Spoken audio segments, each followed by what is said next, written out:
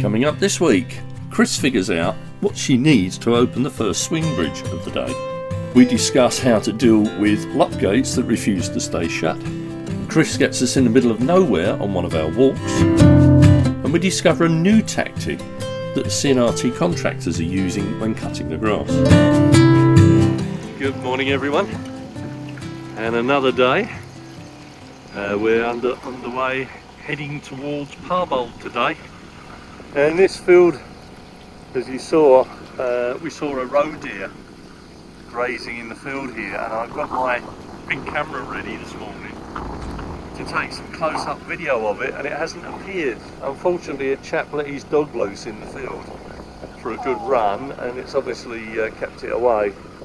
But never mind. But it is, as you can probably hear, a really windy day. And even the dog is staying down there at the moment. So we'll see how we go. The forecast rate sunny spells and showers.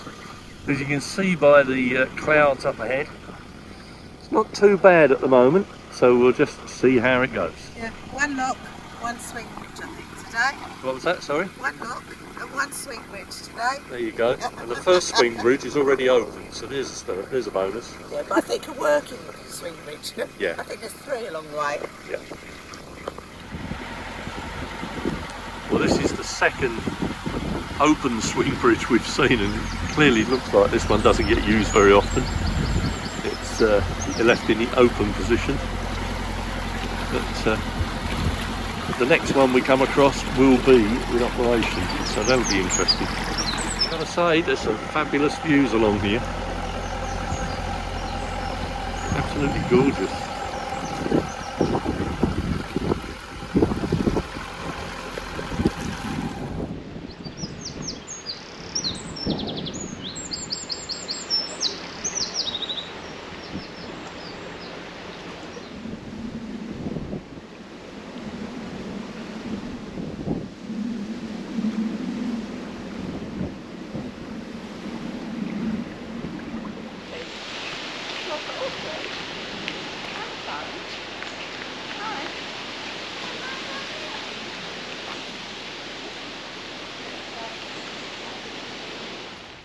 I'm walking to the swing bridge and I'm not certain if I need a windlass, a cuff key or a VW key.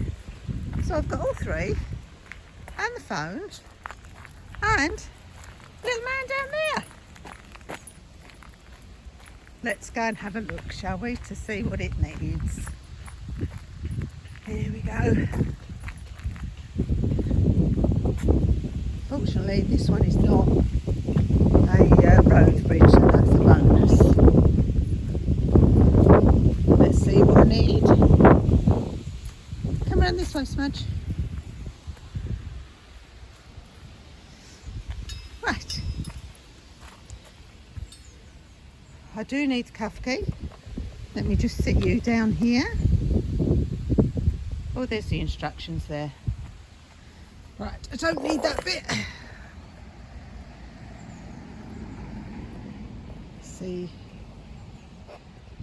go a bit juddery. Let's see what happens here. Yeah, I think you can see there. Right, so I need a cuff key.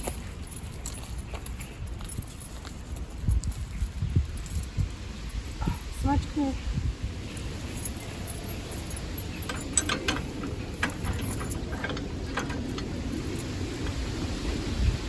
I've unscrew it. That's different.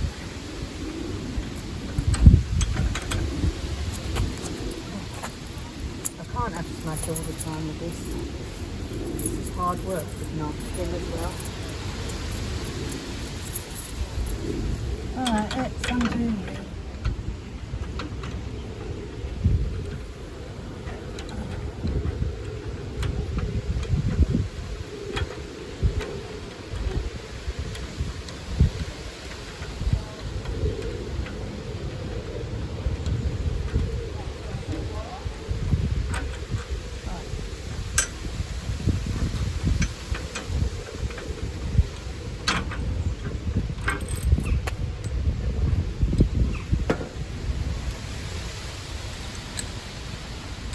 Is that it?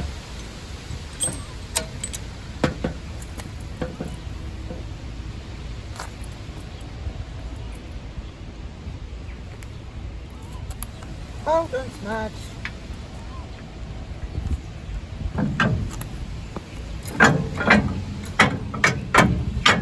Oh, lift that for a look.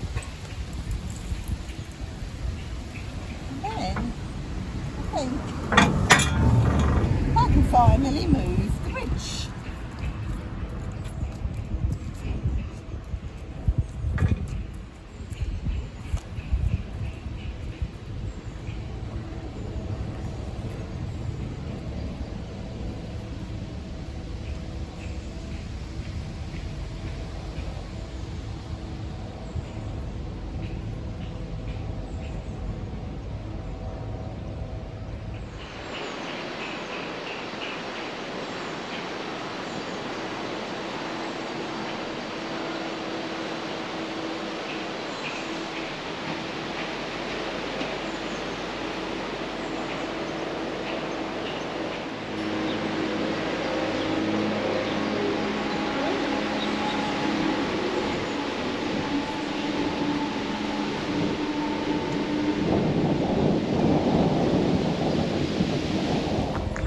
Then Steve will come through.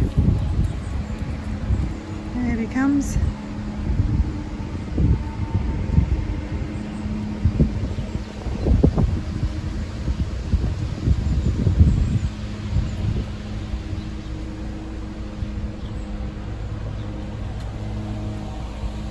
And he will wait for me along that bit somewhere.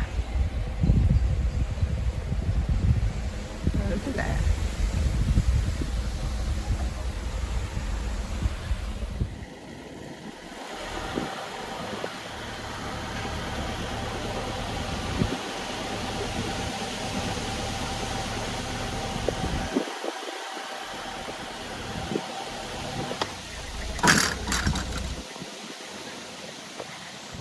Now to pull it back.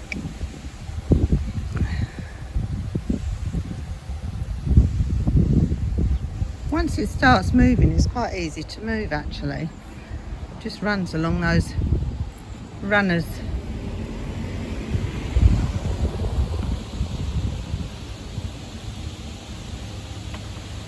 And then there's the mechanism where it clicks back into.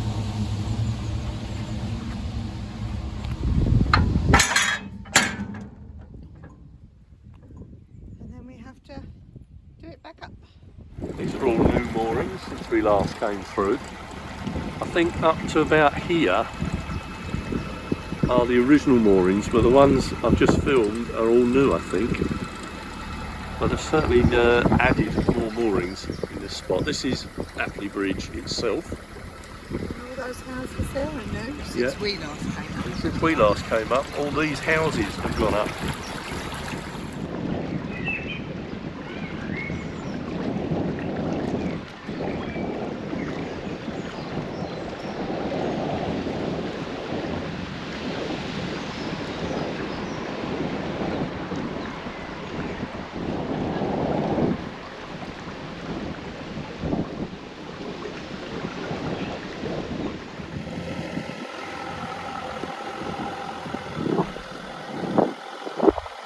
Really windy today. I just have my wits about me.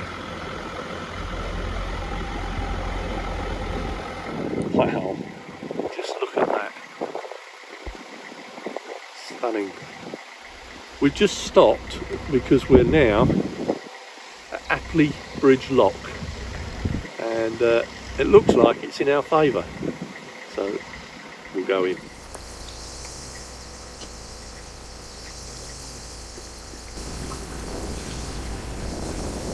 I'm trying to go in as slow as I can because that one opens, starts to open.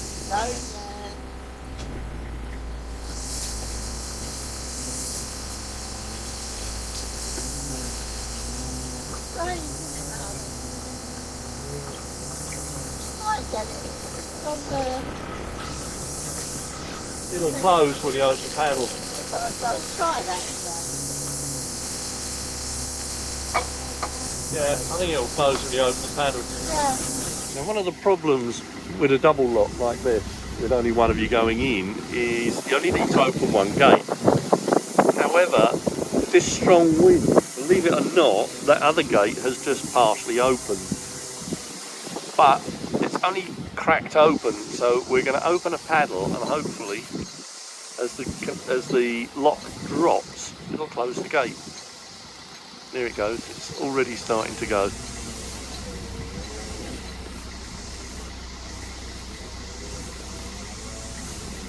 Sure enough, there it goes.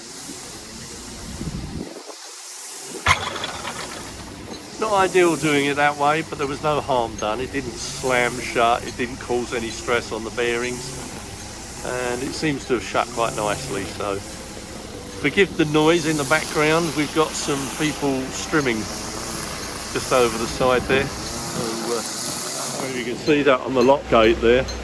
Where they've been trimming the grass around the lock, it's ended up in the lock, and as the lock's empty and it's coating the lock gate.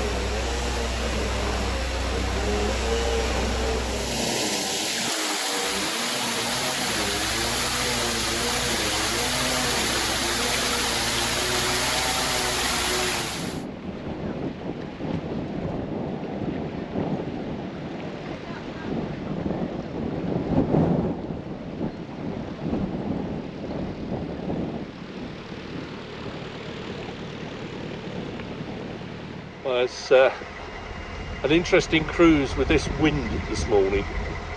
It was supposed to have eased off from yesterday, but if anything it feels it's even stronger. So it's also turning very cold, hence why we've got our coats back on again.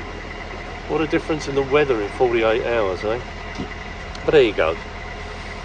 So far so good, no rain, but we're carrying on. We're going to keep going in this direction until we get to Scarisbrick, and then we're going to turn around and head back, because we need to lose time now until the 18th of July, and hopefully by then Tony and Jan will have been able to get down the Wigan flight. They've got the cofferdam in place apparently, and the scaffolding is up at the time of recording this, but no work has been carried out to repair the lock yet, so we don't know what's happening. So Chris and I now, as I've said before, are just wasting time, if you like, for them. We really do want to meet up with them, and we really do want to go into Liverpool together with them, so hence why we're playing the waiting game. Interesting new tactic by the CNRT contractors. They're now cutting the grass around bridges and locks, but leaving the rest of the towpath untouched. We've just witnessed them doing the lock, the Appley Bridge lock, and now you can see here evidence of them having done this round the bridge. But that's all they've done. As you can see just up ahead here, they've not touched the rest.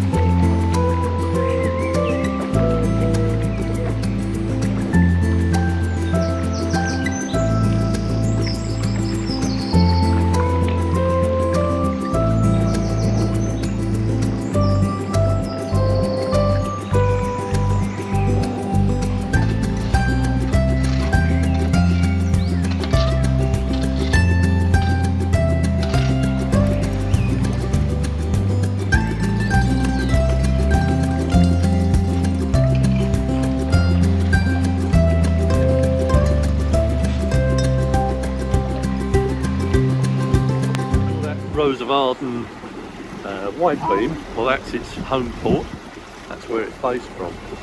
But I seem to remember Parbold is actually quite a pretty little village, and I'm quite looking forward to getting moored up and spending some time here.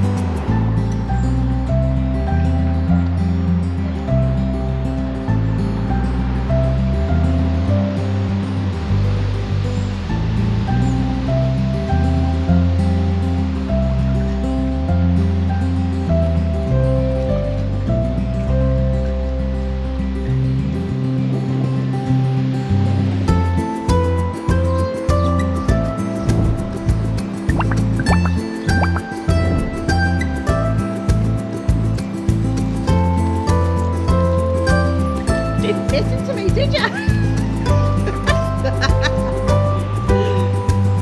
You didn't listen to me.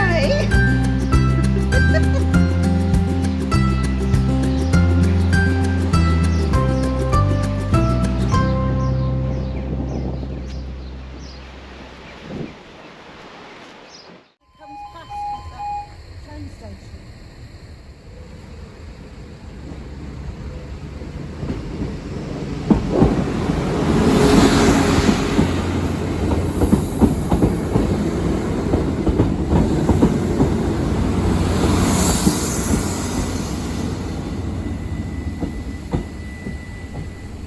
The village of Parbold is located in West Lancashire, England. It sits alongside the Leeds-Liverpool Canal, which runs through the heart of the village. The canal was constructed in the late 18th century and served as an important transportation route connecting the industrial centres of Leeds and Liverpool. Parbold grew up around the canal, with several former wharves and warehouses and mills still visible today along the waterway. The canal was used to transport goods like coal, cotton and other raw materials to support the industrial revolution in the region.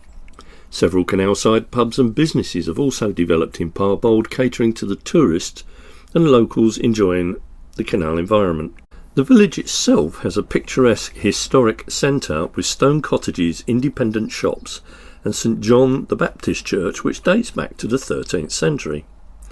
Nearby Parbold Hill provides a panoramic views across the West Lancashire landscape and the meandering course of the Leeds and Liverpool Canal. Well, Chris is true to form. She's decided that we want to go and explore a little bit. Yeah. So she's found a footpath. Oh, but look. But just look at the views. Yeah. Through a field of something. Any idea what they are? They look like Brussels. Or potatoes, I don't know. But just look at that view. It just goes on forever. That's it for this one, folks. Thanks for watching, and we do hope you enjoyed our little cruise to Parbold. Please don't forget to like and subscribe the channel and press the bell icon to receive future notifications of our vlogs. And please keep the comments coming. We're really enjoying the comments. So take care, look after yourselves, and we'll see you next time on Life on Board AmyJo. Bye for now.